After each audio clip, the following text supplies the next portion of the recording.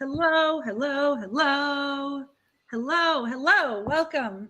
I'm like, did we get notified that we're live? Yes, there is a delay. Okay, cool. Hey, hi, I'm Kristin Gutierrez. I'm so excited to be here with a 3 times TEDx author, Greg Plum, who's also a fractional C-level sales ninja and all the things. I will let Greg introduce himself here in a minute, but I wanted to say thank you so much for joining.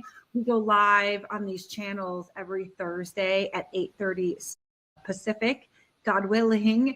So if you're here, drop a comment in the chat, and there is a delay. So we will get to them if we can. Otherwise, we'll respond to everything after. But for those of you who don't know me, I'm Kristin Gutierrez.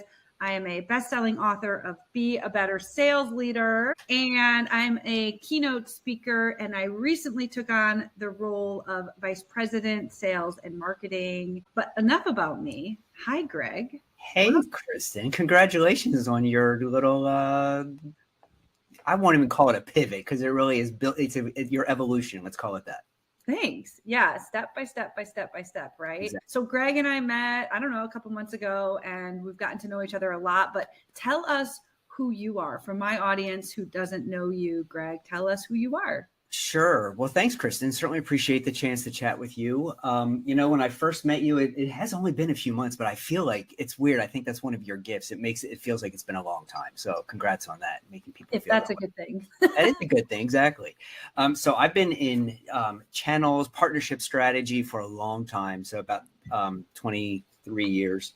And like everybody else, I got into that role of what they call channel chief, or, heading up partnerships for different tech companies. And then look, I got that phone call one Friday morning. You know how it goes. It's never one that you don't expect it. And then you hang up the phone. You're like, oh my goodness, now what am I going to do? Well, I got one of those phone calls a couple of years ago, and informing me that was my last day with the company. PE was involved, and, all bets are off. So I found the concept, or it found me, of fractional leadership. And essentially I joined forces with a company called Partner Ready. And I've worked with several clients since then on a fractional basis. It's a ton of fun. It's very strategic. I get to learn a bunch of different industries, yet taking the same overarching concept on uncovering revenue streams in maybe unconventional ways, or looking at an ecosystem. We'll talk about ecosystem strategy, but that's kind of what I do. Yeah. Thank you about the TEDx stuff. It's great. It's tons of fun, so much effort, so little pay, but it's a great thing to do. Yeah, right. I mean, we might have to have you back to talk about the TEDx stuff. Anytime. Or, spoiler alert, as you know, my friend, but I have a growth community in the background where we get together every Thursday right now. And I know it's right after this. We are asking questions and we're learning, and it's for leaders looking to grow beyond their role. And maybe we could have you come in there, not today, but to talk about that, right? There'd be so much value there. But today's topic, new routes to revenue via ecosystem strategy. I don't even know what that means. Tell it to me like I'm in first grade or kindergarten, and let's start there. Sure. So, ecosystem is a buzzword right now. You've heard it being thrown. I'm sure you've heard it being thrown around, but the question is okay, exactly what does it mean? Well, you know what? It's not unlike the classic ecosystem you learn about in second or third grade. You walk into the woods and you see basically all of these different organisms are feeding off of one another. They're all necessary to exist. In the tech space, it's not dissimilar, where you have all these different players that are really helping an end user get their job done. So what we talk about with ecosystem strategy, and this could apply to folks that I work with, are both SaaS founders bringing a product to market, as well as partners that are offering multiple services to their end users. So it just depends. There's many different players. I'm not going to bore you with a slide deck, but we're just talk concepts right now. And I do have a visual. So think of it this way. Picture this, Kristin. Okay. A race car driver, NASCAR, Indy, whatever it is, right? They're riding around the track. Everybody, let's do this through the eyes of a business founder, a software startup. They're looking to get to their customer. They're focused on that customer as that driver, right? They're that entity that everyone's looking at and trying to get some mind share Well, when that driver pulls into the pit stop, do you know what happens? Have you ever seen it? You basically get everybody swarming that driver. Let's call it a dozen people like coming out of the woodwork with a specific job, with the goal of getting that driver back on that track as soon as they can, getting their job done. So that's really an ecosystem. So what the strategy here, the concept is looking at your end customer and how do they get their job done? Who's helping them get their job done? What are they buying? When are they buying? How are they buying? Who are they buying from? Who's influencing them? What groups do they belong? Basically, everyone in that zone. So when somebody like a founder comes in and says, I want to build a partner program. Everybody wants a partner program. Why wouldn't you, right? Because it's a variable cost, scalable business model. That's a great way to generate revenue. I think the mistake that I've seen through the years, and I've made it myself many, many times, is looking at it by saying, okay, who do I know? Who can sell my product? The right question to ask is, who is my customer? Who is already selling into my customer? And how do I bolt on? How do I dovetail with them? So essentially, I'm a part of an ecosystem. I am one, or at least I'd like to be. I want to be a part of that. I can go directly to the customer, the driver, or I can go in through those different routes. Any of those others. It could be a consultant. I work with a Salesforce, a client right now, a software bolt-on. There are different strategies. Yes, you can market to them directly, but you can also market to. It's a sales tool. You can market to sales gurus that teach a methodology. This software can help them help their customer. Or it's in Salesforce, there's a massive ecosystem of partners. You go to them, give them a tool to offer to their customers. So that's essentially how it works. Okay, this is cool. I love the analogy with the Indy 500. I'm actually from Indiana, right? Very good. But tell it, listen, I'm going to back you up, please, because you said something where you're like, everybody thinks you look at X, but you actually look at Y. I wanted you to, if you know what you said, I wanted you to say that again. I know what I say because I say it every day. This is the mistake that's made, and the reason I know it is so clearly is because I've made the mistake often. When you say you want to build a partner program, you want to build a channel, right? It's another term for in the tech space. Oftentimes what we do is we look around ourselves. Who do I know that can sell my product? It's the wrong question to ask. It's the wrong lens. The proper lens is the customers. You have to look at it through the customer's lens. Who is already selling to that customer? Doesn't matter who I know. It matters who the customer knows. Once I learn all of those players, all those influencers around that customer, that's going to strengthen my position. That's going to give me my routes to revenue. Yeah. Okay. So great. Yes. 100%. I think no matter what you're selling, no matter there's a but coming. No, there's no but. No matter what, we leaders, company leaders, have to be thinking about it from our customer lens. And I think it's so common in business that we just become we, us. An ecosystem, Kristin. It's an ego. My gosh, an ecosystem. I love that. Right. And that's not what we do. That's not the ticket to success. It's not. Yeah. It's about the ecosystem, and the right ecosystem is the customers, not ours. Yeah. But I want to pause there. I have another question, but I want to pause there because you're talking something very specific. But for people in my network who maybe I have tons of tech people in my network, but I'm also in a services-based industry. And so it's just so that's why that analogy was so important. I'm going to have you say the third time, there are really good marketers out there. There are really good salespeople out there. There are really good businesses out there who truly know how to create differentiators from the lens of the customer. But so often we forget to pause and say, what's in it for them versus what's in it for us. And that comes down to even when you're meeting with customers in their meetings. I mean, salespeople are so often starting decks, me, instead of you, right? This is, I know, I can see it in your face. I mean, that's a whole conversation, right? It is. And it's finding the pain. What pain, and this is sales 101, right? What pain do you solve, right? You put it out there instead. There's a school of thought. let's go into the customer. Let's get them talking. Tell us, where does it hurt? Where does it hurt? It's even more powerful. I met with at a recent CRO event. It was fascinating. The speaker said, it's not asking the question. It's telling them the answer that they know. I know what the pain is. Your pain is this, this, and this. Am I right? Right. It's just it builds that credibility right out of the gate instead of coming in, okay, tell me where it hurts. So it's just a little bit of a tweak to that mindset. Yeah. When you're confident in what you sell in the industry that you're in, and you've done it a million times, right? Or you've had a few successes, then that's 100% right. It's like, I can imagine your pain as X, Y, and Z. Is that right?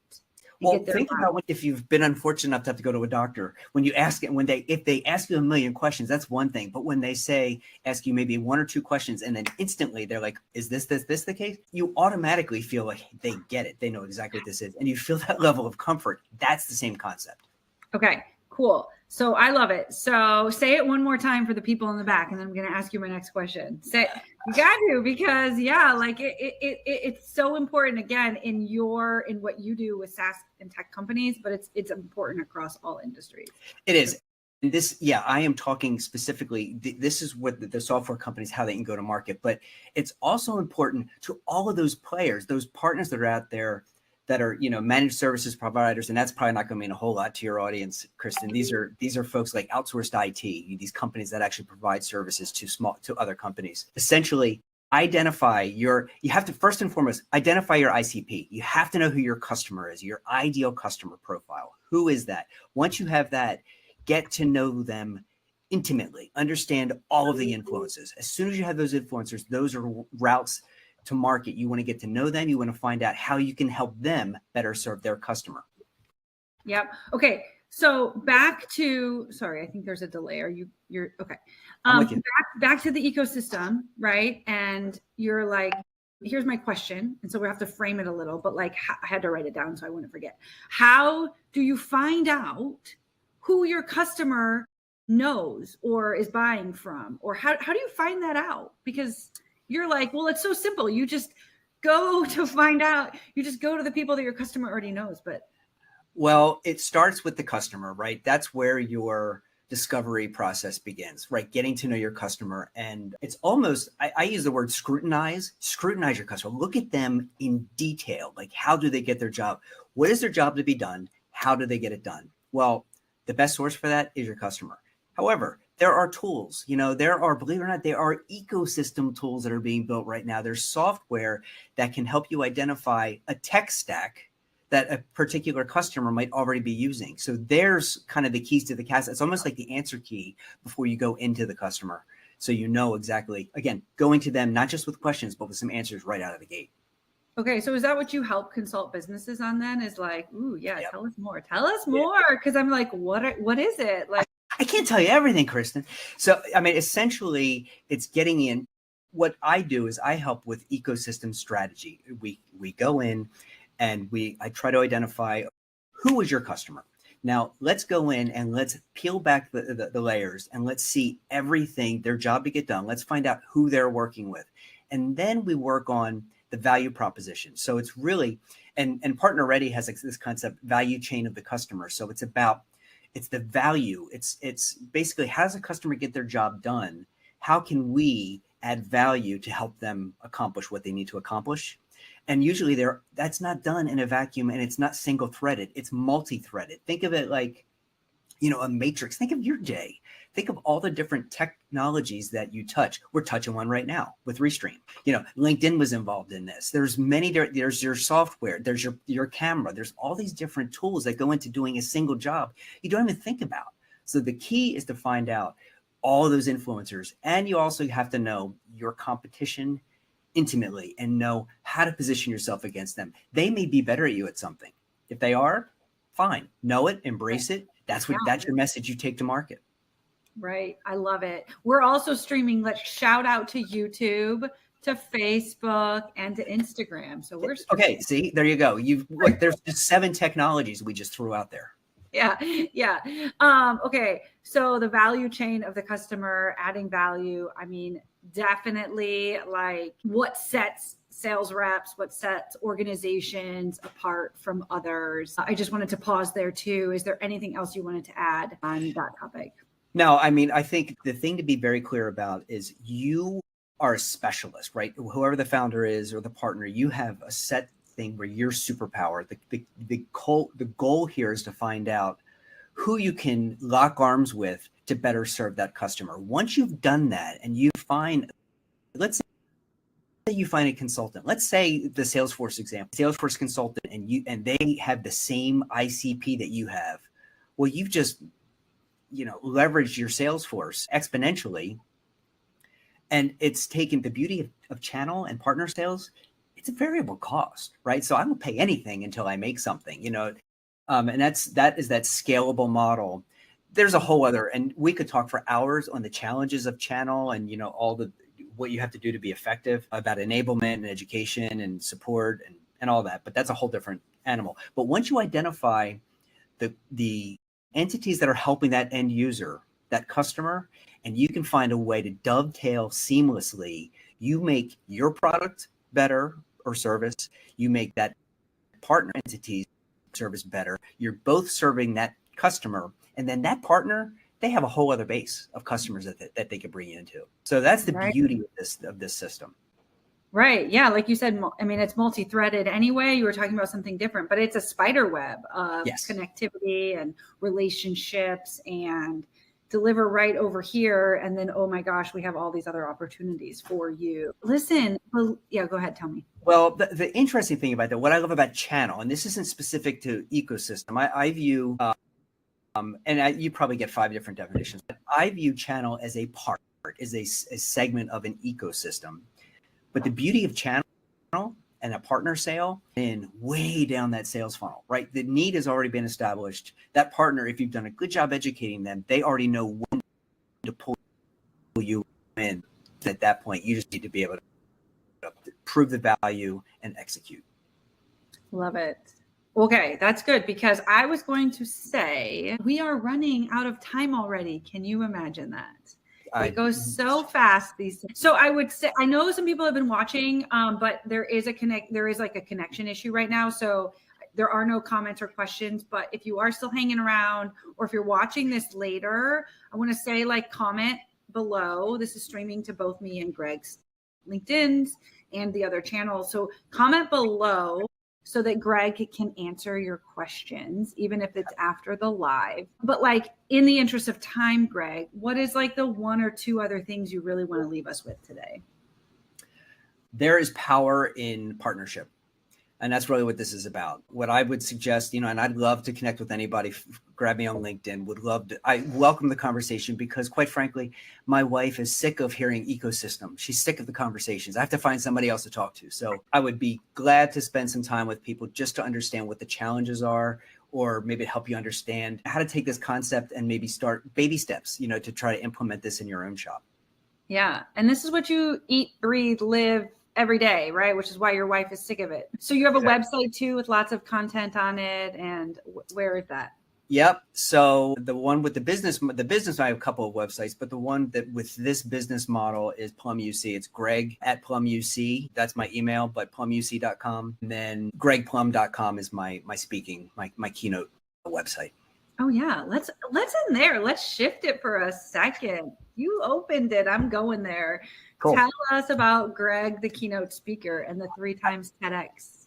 That honestly, it's just a passion. And it's something it didn't hit me until not too long ago. I started teaching and speaking when I was 19 or 20 at my first job. I was a sales coach with a big bank. I was a telemarketer, and then was fortunate enough to get off the phones. You always want to get off the phones. Got off the phones, and then I was teaching, and didn't realize it really struck a chord, and it kind of stayed with me through the years. So I've spoken for years and years and years. And when somebody says, well, what do you love? It's speaking. That's what I love doing, helping organizations really take this concept. I've spoken about lots of things over the years and different technologies, but to me, it's more around the strategy, the concept of this leveraged approach and new routes to revenue. That's a timeless, regardless of what the technology is, that is a timeless problem. And this whole mindset and this strategy, it's going to endure any changes in tech. So that's what I love to speak about, either, and I've done this online, And we've done academies to companies, startups up in Canada. I just did a session for SAP for one of the groups I work with. I'm on faculty at CompTIA. So anybody that's going to give me a microphone, I'm going to take it and just welcome the opportunity to come in and chat about these concepts. And if I do my job well, the audience walks away with new ideas, new routes to new ways to think about their business differently, and actionable steps to start immediately, to start right away to see the impact of this. So that's the goal. Well, we align there for sure. It's all about giving them something they can implement right away, transform them in their seats, give them a blueprint or whatever it is to like take action and start to implement the strategies you've taught from the stage. I love that. Okay, thank you so much, my friend, for joining us today and educating me on this exciting topic that you have spent your career building a business around. I really appreciate it. I'm sure it was extremely educational for those like me who didn't know anything about it, and also for your network who is just looking for new routes to revenue and like looking to better understand the ecosystem. So thank you so much for being here. Absolutely, Kristin. Thanks for the invite. It's good to be with you.